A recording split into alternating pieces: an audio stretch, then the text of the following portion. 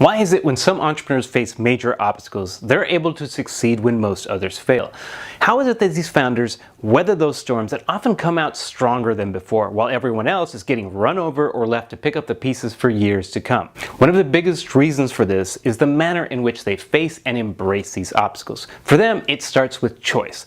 They choose how they're going to respond to the challenge and then take the action necessary to get through the situation successfully. In this video, I'm going to share the steps that allow you to face challenging situations and learn how to embrace these obstacles that you're going to face. That way you can get these obstacles working for you instead of against you. I am Lynn Graff, founder of Storytelling for Entrepreneurs, where we help founders leverage the power of story to launch and grow their business.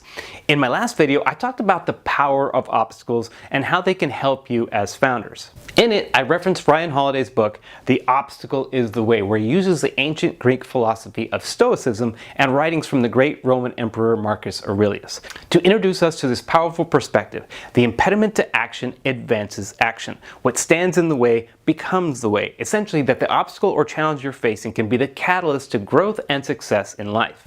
As a founder, this is a critical perspective to have because you're going to face many massive obstacles on your startup journey. The key to getting through it all, and central to the premise in Ryan's book, is though you may not have control over obstacles you face, and when you face them, you have 100% control over how you respond to these obstacles. By far, this is the most important element in the equation. No one can force you to feel a certain way or react a certain way. It's completely up to you. But once you have accepted this fact, you have the foundation for the success you seek. And with this understanding, you can follow these steps that will get these obstacles working for you instead of against you. Now, the first step in this process is to see the obstacle. In concept, this sounds simple, but when the world is getting turned upside down by some crazy virus, this is incredibly hard to do. When a major or catastrophic event happens, some people freeze. Others go in denial mode, some are blinded by it, and others remain calm regardless.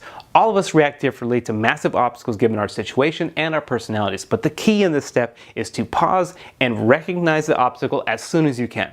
Because once you can see it, it allows you to take the next step and the most difficult one of the process, and that is to accept it for what it is. No more, no less. And you have to do it without assigning prejudices, perceptions, or emotions to this sucker.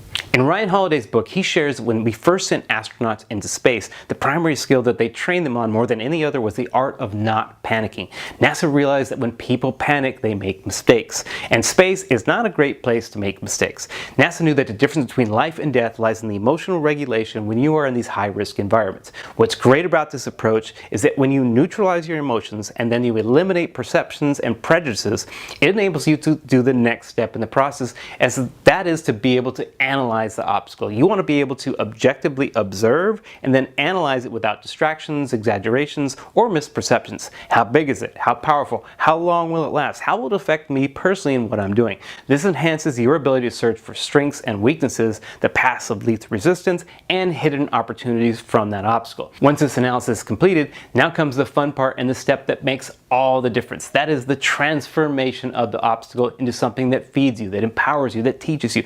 Every disaster can be an opportunity. Every setback can be a life lesson. Every failure can be a skill refined. Here again, you get to decide whether and how you let this obstacle participate in your journey. A great example of this transformation can be found in the story of Scott Harrison, the founder of Charity Water. After a number of years wasting himself away in the party scene in New York City, Scott had a revelation and decided he wanted to do something meaningful with his life. So he signed up for the Mercy Ship, a humanitarian organization which offers free medical care to the world's poorest nations via a medical ship. Right away, Scott realized he was in way over his head because the Mercy ships took Scott directly into the belly of some of the worst human living conditions on the planet.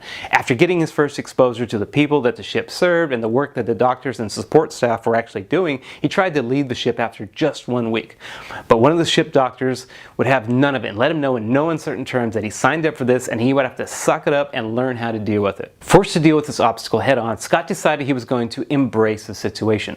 That mental shift allowed him to discover a world he had never known. He learned about the power of healing and the hope that the ship brought to the downtrodden, and how the act of a few could impact the lives of so many people and change a community forever. He realized he had the unique ability to chronicle this story in words and photos to share it with the world. Over the next 2 years, he sailed around the coast of Africa on the Mercy ship, taking over 60,000 photos for the organization, getting their story out to the world. What's more, during this experience, he learned firsthand how communities were flooded with disease and illness, and one of the root causes because they were drinking contaminated water.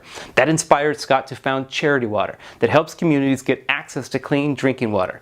And since then, his organization has helped 11 million people get access to this precious gift. As a founder, you have the same power and capability as Scott did, to encounter any obstacle and take a moment to see it, accept it for what it is, then to objectively analyze it and eventually transform that object into a lever that works for you in magical ways. Because no matter who you are, obstacles are coming. There's no stopping them as a startup founder. But it's up to us to determine how we react to them. What's going to break you or mold you? What's going to set you back or lift you up to success? All you have to do is recognize that that choice is up to you, and then take these steps to embrace this obstacle and turn it into an experience that's going to benefit you for years to come. Thanks for watching.